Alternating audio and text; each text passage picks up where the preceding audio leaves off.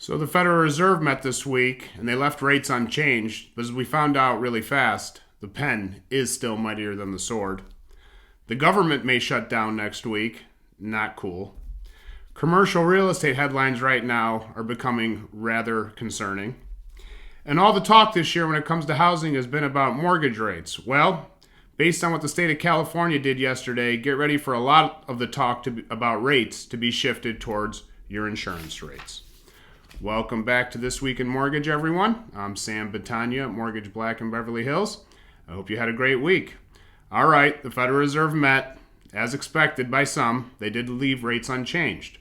But then they went to talk about maybe another rate hike this year and signaled that rates would be higher for longer before any rate cuts. Not sure what they're after, if they want to see the economy, which I think they're playing a game of roulette right now. With this, I don't think they're going to land on the number because they can't help the price of certain things, as we've discussed. They can't help gas prices. And the truth of the matter is, who cares about the price of a bag of potato chips? I don't think that they're doing the right thing right now by raising the price on everything that has credit payments associated to it with interest rates. To bring down the price of a bag of potato chips by 50 real cents on the street every day. But, we'll see. They are smarter than I am, so hopefully they can figure out a soft landing. But I think that window, if they keep this aggressive stance, is going to close. But, that said, to their credit, they do know that we are Pavlov's dog, and the second they cut interest rates, we will come running. Moving on to the government shutdown, maybe shutdown next week. Few problems with this. Doesn't really exactly exude confidence domestically and internationally. And it doesn't help the hundreds of thousands of people that are going to go or not going to go to work for a little while as long as the government shuts down, which it looks like they may, hopefully not. Hopefully they can figure it out in the next week.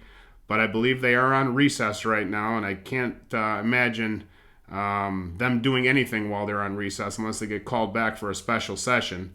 But not going to help anybody. The real problem behind this, it's not really addressing anything anyone's constituents really cares about.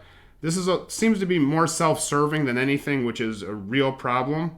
All that said, the most recent government shutdown back in 2019, I want to say, was the longest one on record. I have a feeling if this shutdown occurs, unless something drastic happens, this will become the longest one on record. Moving on to commercial real estate headlines, few things. Number one, it seems like they're going largely unnoticed. Number two, they seem a little scary. Number three, they could be systematic, but the government has a playbook for this. We'll get to that. But here's another thing. Unlike housing, different cities, counties, states have different needs. So it's going to be a little harder to figure out what to do with all of this, I'm going to call it office space, that's largely going unused, but a lot of commercial space for that matter. But, as we've talked about for years now, they should get going on these special use permits on a larger scale to convert a lot of this unused commercial space, office, retail, whatever's going unused in whatever city, to residential, kill a couple birds with one stone, as they say. The good news is, back to the systemic part, the government does have a really good playbook when it comes to making banks' exposure not systemic. So they can go back to the playbook from 2008 that they put in place as recently as earlier this year when we had those bank failures and quietly made a couple of banks merge together. But they do have some good ideas. But I think commercial is going to be a different story because it's more of the regional banks than the national banks that have this exposure. But they do have a playbook. They are smart people. And let's hope they can figure out this commercial problem before it goes noticed. Moving on to rates. Now, the word rate is the hot button in real estate for the year. Mortgage rates, mortgage rates, mortgage rates. Well, today we're going to talk about insurance rates. So yesterday, the state of California, because all the insurance carriers are leaving California, put something in place that the insurance carriers can now take into account when doing their pricing, climate change. I believe this is the first state here in California to do this. there's a big difference here between mortgage rates and insurance rates. Number one, mortgage rates are traded like a stock, for lack of better. Secondary market, whatever the market calls for, the yields that are needed for investors on investing on mortgage-backed securities they'll get. But mortgage rates can go down. Problem is, insurance rates, I've never seen them go down. A few little blips where they've kind of went sideways, and maybe an extreme a few years back when nobody was driving or leaving their house where they gave us a little bit of relief. But the difference is mortgage rates can come down and re-stimulate things, so to speak, on their own market forces. Insurance rates are never going to come down. Once they go up, I guess the only way they can come down is if we reverse climate change. But unfortunately, and I'm not going to dwell on climate change today, but this is the cause of all the insurance carriers leaving.